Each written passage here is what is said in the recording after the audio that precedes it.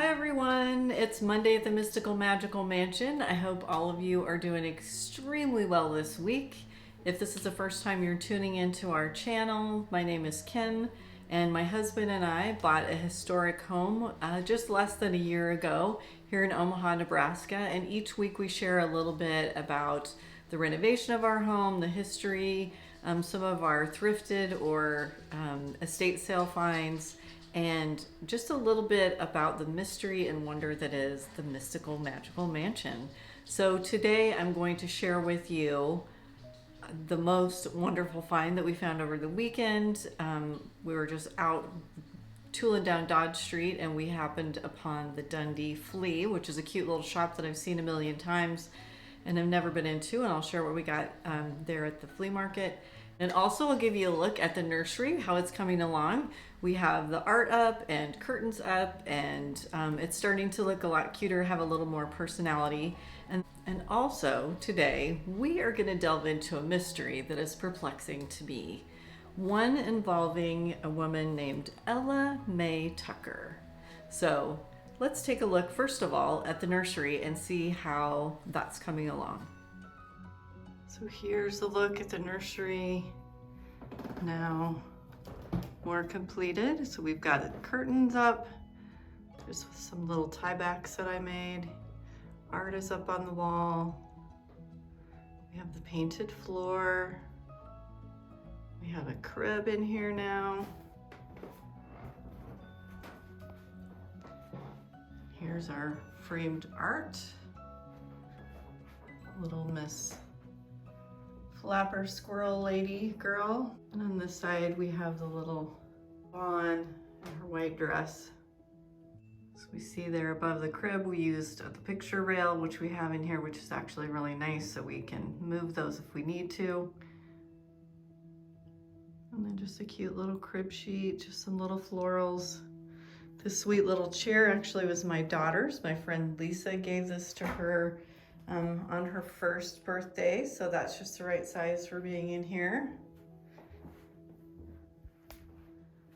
And then we have my grandmother's rocking chair, which just so happens to have just sort of this little chippy green paint to it down here, which matches the room perfectly.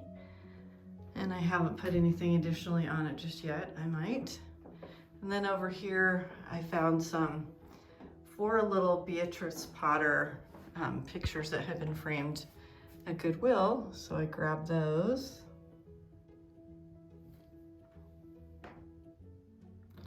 And so those just sort of give a little life to this wall. So overall, I think it's just a really sweet little room. Nothing super complex now, but it definitely looks a lot better than it did. We'll probably be putting a changing table in this corner for when our next little granddaughter arrives, which will be in the next 6 weeks. So we're excited about that.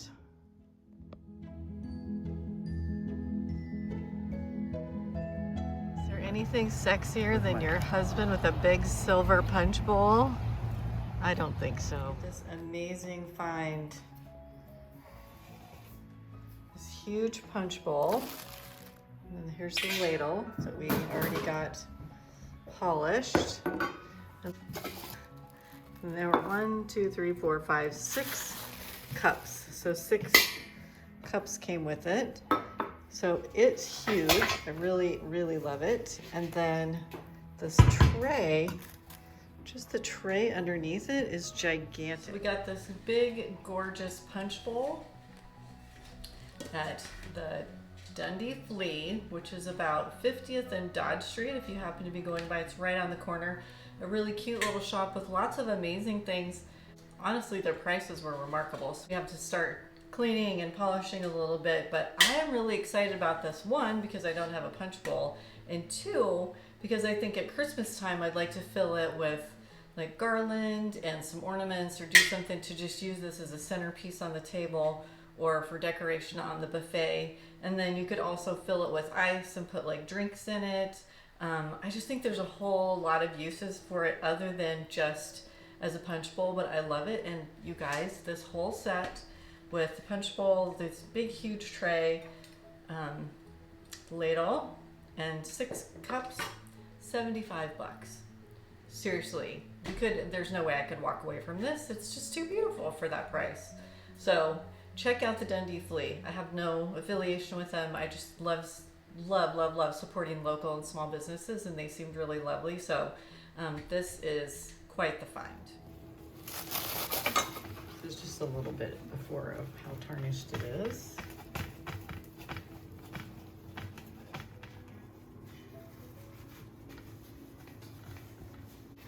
Here's one of the cups that we already did. Look at that, how pretty that is. So pretty. Is that not the most satisfying thing ever? Clean out the tarnish. Yes. It is. That is amazing. Wow. The little wipes we're using right now. What a treasure.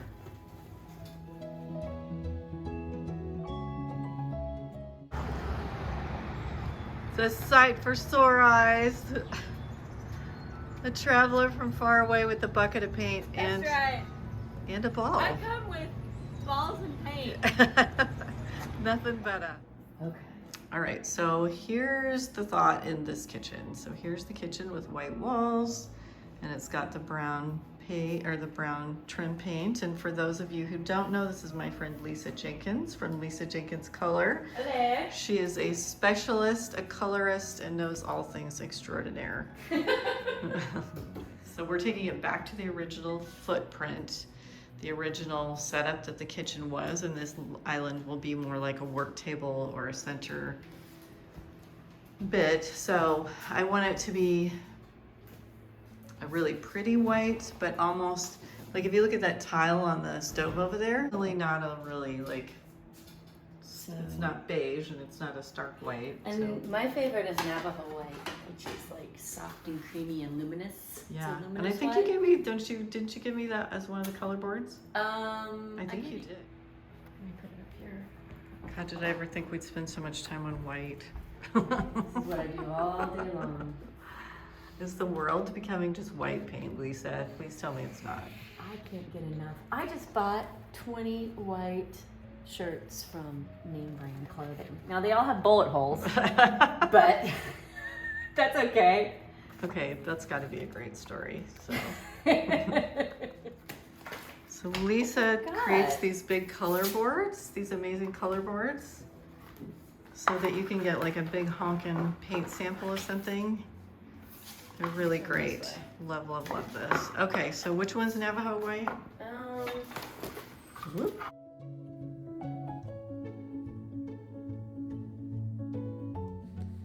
And now for the mystery of Miss Ella Mae Tucker.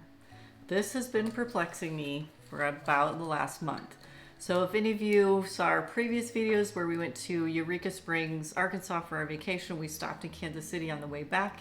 There was a flea market sale going on, and I stopped and bought some antique cookbooks, which is something that I have stacks up. I love, love, love old cookbooks, and this is one that I picked up. So you can see, Dear Daughter, the time-tested recipes of 5 generations cookbook by Ella Mae Tucker. So I thought this was interesting. I love old recipes. I think it's fascinating to look at cookbooks from a historic perspective, just to see what was available and how women were, and primarily women were, writing them and being innovative and using what they had available to them to make really delicious food. So I saw this book and I was very captivated by it. So here's the foreword, and this is where it kind of gets weird to me. So in the old days, it was the custom for a mother to pass on to her daughters all of her treasured recipes, many of which were passed down to her from her own mother, many of which had been collected in her own lifetime. These recipes were carefully kept secret. Well, that's why we have cookbooks. They can't be secret. Anywho, for the table a woman set, the food she served were a merit badge of her success as a housewife, and therefore not to be shared with those with whom she must compete in this field of honor. This book is a collection of those highly prized recipes of that long ago yesterday, also of today, and I dare say of tomorrow. You will find among these pages recipes that were probably in your own family, perhaps some that may have been lost to you down through the years, all tried and tested recipes. I hope you enjoy this treasure chest of recipes. Okay, so I read this and I am super excited. She dedicates this book is affectionately dedicated to my mother, whose cooking has never been excelled, and to my husband, who so cheerfully bore up under the testing of all the enclosed recipes. I don't see his name noted anywhere, but let's just all take a pause and give this poor man a moment, because I think he might have been poisoned or killed, or maybe he's had some sort of head injury and he can't taste, because I have great concerns for Ella Mae Tucker's husband.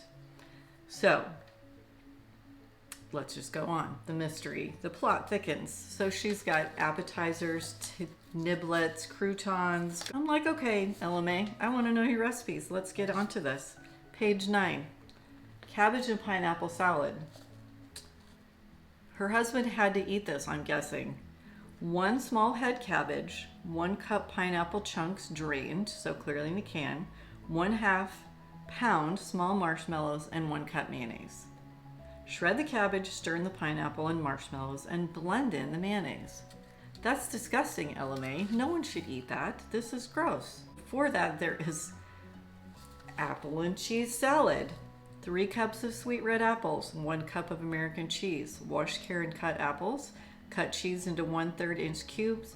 Combine in a salad bowl. Stir in sour cream dressings, and you might want to add 1/2 cup of raisins. That is disgusting. Poor Ella Mae's husband. And these recipes were secret? I don't know. I think that there's a strategy here. I think she put this book out so that her competition would make this crappy stuff, maybe, some of these, and think that it was good because it was Ella Mae's secret. And clearly she loved to be very competitive in her cooking. I don't know. I have a million questions. So if anyone knows Ella Mae Tucker or her family or anyone who published this book, please fill me in. Okay, here's page 11. Fruit vegetable mold. So for the younger of you, putting Jell-O in a mold and putting things in it was quite the thing. My mom used to do it, all of her friends used to do it, and they would be devastated when they would flip the mold and go to put it on the plate for serving, and it would not come out well and it would fall apart. Like, there was just no worse thing than to have your Jell-O mold fall apart. But people put weird things in it, and I think Kraft mayonnaise and the advertisers all did these commercials with these whack, and this just might be one of them. Or Ella Mae Tucker's trying to kill someone. So here's the recipe. 1 box lime gelatin, 2 cups hot water, 1/2 cup of carrots, 1/2 cup of red cabbage shredded, 4 radishes sliced thin, 1/4 cup celery finely sliced, and 1 pimento chopped fine. Make your Jell-O, add the vegetables to gelatin just before it starts to set, stir in, chill until firm, cut into squares, and serve on lettuce leaves with mayonnaise. So do you put the mayonnaise on the lettuce leaf? Do you put a dollop of mayonnaise on top of it? What disgusting way are you serving this, Ella Mae? This is so wrong. This is so wrong. So I'm just going to say any recipe book that contains something that puts vegetables and lime Jell-O together, you're trying to kill someone. And her poor husband had to eat this. The plot is thickening. I'm telling you, I need to know. I have so many questions after this. And why would she give these recipes to her daughter? I don't know. I think this is all a strategy. So I'll let you weigh in. I'll let you guys tell me what you think about Ella Mae and her secret recipes and her strategies at becoming the best hostess. I will give her credit that there are some really interesting stories, some delicious budget stretchers, some points on cake making. You know, I mean, I think there's some good stuff in here, but some of these recipes are nasty. So Ella Mae, you've got me perplexed. You've got me scratching my head over this one. I don't know what you're thinking, but no more radishes and lime Jell-O ever, ever, ever. Talk amongst yourselves. Following along, and if you had not hit the like and subscribe buttons below, please do so. It's very important that you let YouTube know that you are part of this family and you're following our journey. I know I used to drive down this very street that I live on now, When I worked my job between two hospitals, I was a sales rep, and I used to wonder what the inside of these old homes look like, and that's part of why I feel so strongly about sharing mine with all of you. I think it's a beautiful, beautiful gift to give back the history, the architecture, the stories of our city and of our home. And hopefully someday I'll get to show you some of the other homes along this street or in our area if I can find some generous neighbors who would like to be part of our story. So take good care. Let me know your thoughts on Ella Mae and her trickery. I don't know. I've got my questions about that lady. But stay well. I will see you all next week. Best wishes from the mystical, magical mansion.